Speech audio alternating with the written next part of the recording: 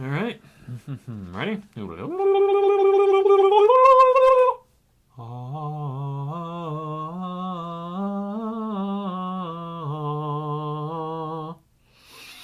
Ready?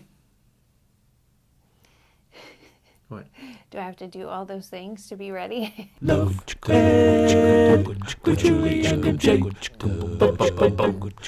A recent survey conducted by Cigna reveals that those aged 18 to 22 are actually lonelier than the elderly. And did you know that loneliness has the equivalent impact on life expectancy as smoking 15 cigarettes a day? This might explain why so many date hoping to bring an end to their loneliness. But we're encouraging you to date like you're never alone today on Love Ed with Julie and MJ. That's one of 10 fresh perspectives on dating to change your relationship life, which we're introducing in our current series, Dating 101.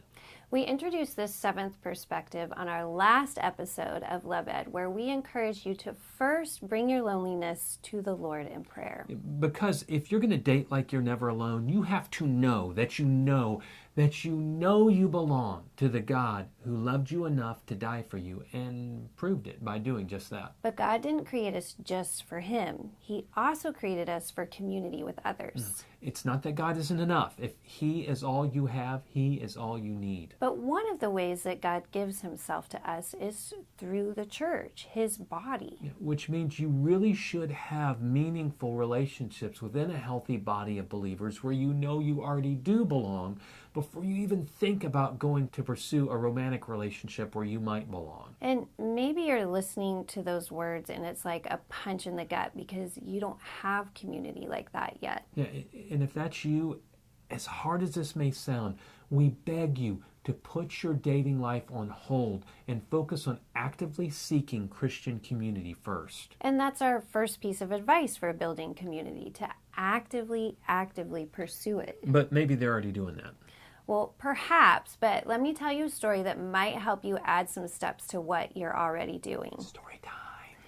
At our rehearsal dinner the night before Michael and I got married, each one of his groomsmen stood up and shared personal, meaningful things about him. There may or may not have been cash payments involved. Well, let's just say I didn't have quite the same experience when it was my bridesmaid's turn to share. Well, we have to remember that most of my groomsmen were aspiring preachers, so there is that. That's true. But I knew that it was also because I had only recently learned from you how to be more deliberate about forming godly friendships, whereas you had begun that right when you came to college. Yeah, but I think I was desperate for it. I did not grow up in a strong youth group. So when I got to Baylor and started meeting these guys who knew and loved Jesus so passionately, I think I was just like, yes, where have you been my whole life? And one of the places where you met those guys was at church. You prioritized going to church and plugging in. Yeah, after getting up every Sunday my first semester, you got to get up to go to church. I visited a bunch of churches. Then first week back, my second semester, I joined one. It helped that church had a thriving college ministry, which I clearly understand is very rare, and it's even harder for you if you're single outside of college age, but it is worth the time and effort. And it's a biblical command in Hebrews 10. Oh yeah, there's that, the command part. Do not neglect meeting together. But you're not alone in fulfilling this command. Ask the Lord to help you find the church family where He already knows. You can build relationships with other believers that have deep roots. And along with that, you also made sure that you made time to get together with those guys. Whereas my approach was much more haphazard, maybe getting together with this friend or that friend, and the things that we did were pretty surfacey. Yeah, so we urge you to pursue same-gender friendships with the same intentionality you should have in pursuing a healthy dating relationship.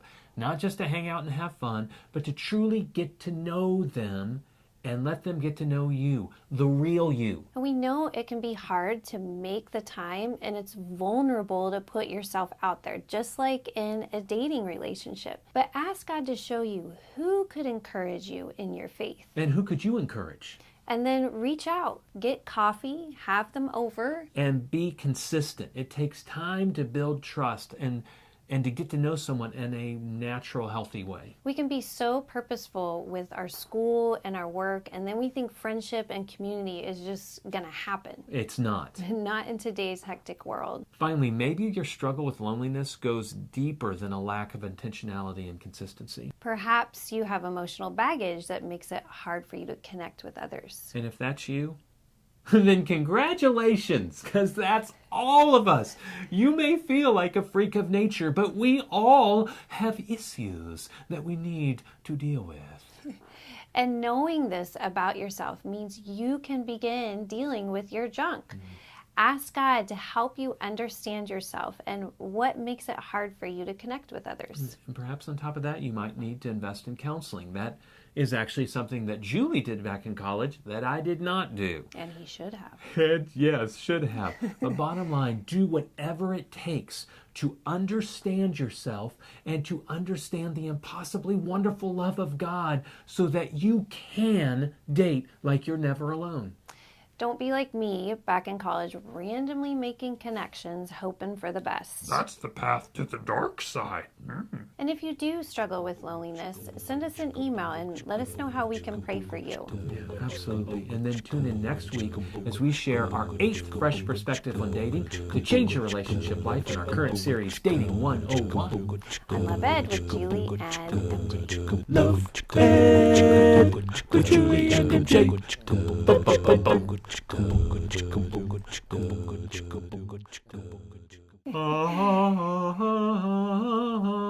All I have to do is fix my hair. You don't have to do that. You're so vain. There, your hair's done. Can you pull the knife out of my back too, please? That's still No, kinda but I can hurts. fix that hair.